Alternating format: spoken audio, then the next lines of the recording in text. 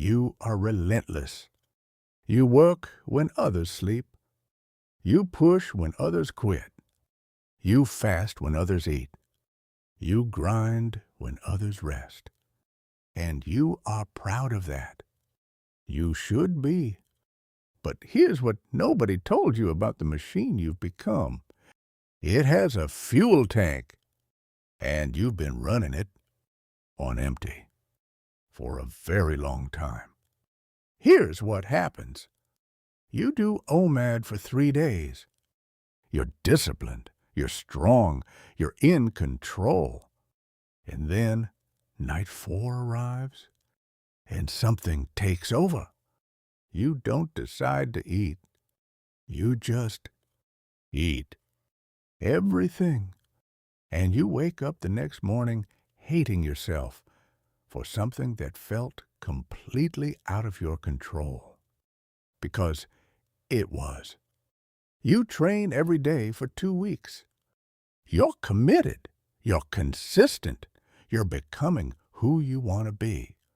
And then one morning, you simply cannot. The gym shoes stay by the door. You lie there, and you can't explain why. You work for months toward a vacation, the light at the end of the tunnel, the reward you earned, and you arrive, and you drink, more than you planned, more than you wanted, more than makes sense. And somewhere in the back of your mind, a voice asks, "Is this really me?" Here's what nobody taught you. That voice is the most important thing you've ever heard. Because what you've been experiencing has a name. Ego depletion.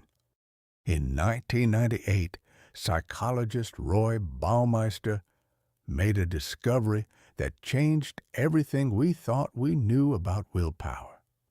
Willpower is not a character trait. It is not discipline. It is not strength. It is a finite resource, like a muscle, like a battery. And every act of self-control, every temptation resisted, every difficult decision made, every emotion suppressed, draws from the same reservoir. And when that reservoir runs dry, the brain doesn't ask for your permission to do what it wants.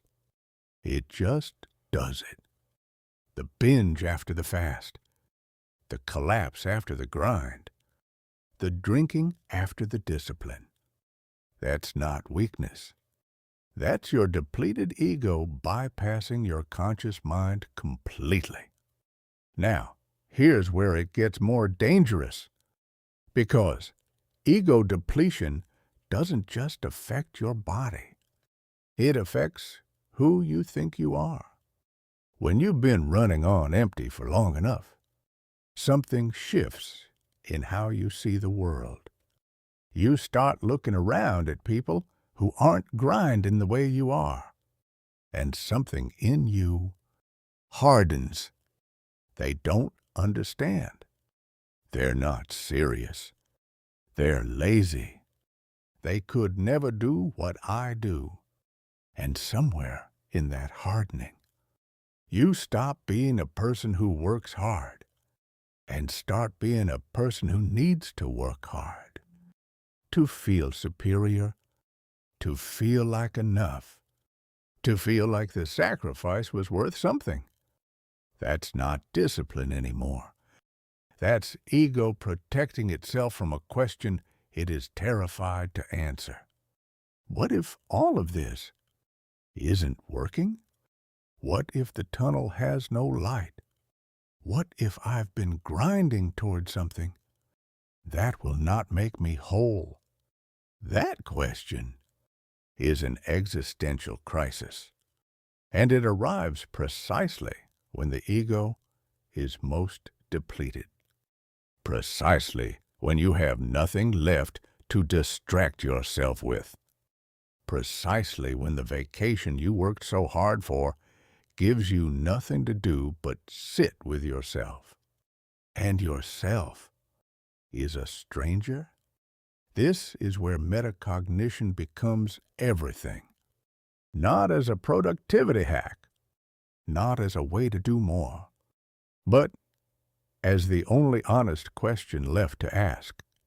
What am I actually doing this for? Not the answer you give at interviews. Not the vision board answer. The real one. The one underneath all the doing. Because here's what ego depletion is actually telling you. It's not telling you to push harder. It's not telling you to optimize your recovery.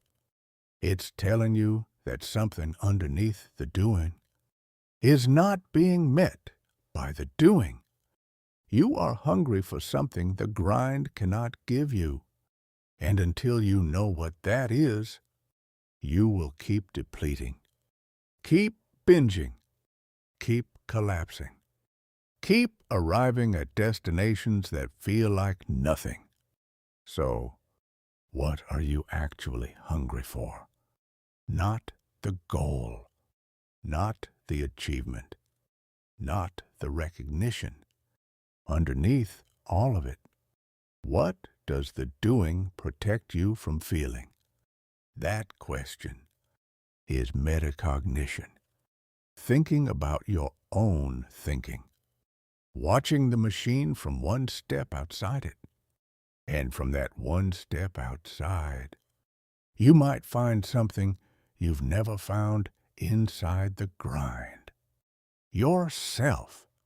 Not the productive version. Not the disciplined version. Not the version that makes everyone else feel like they're not doing enough.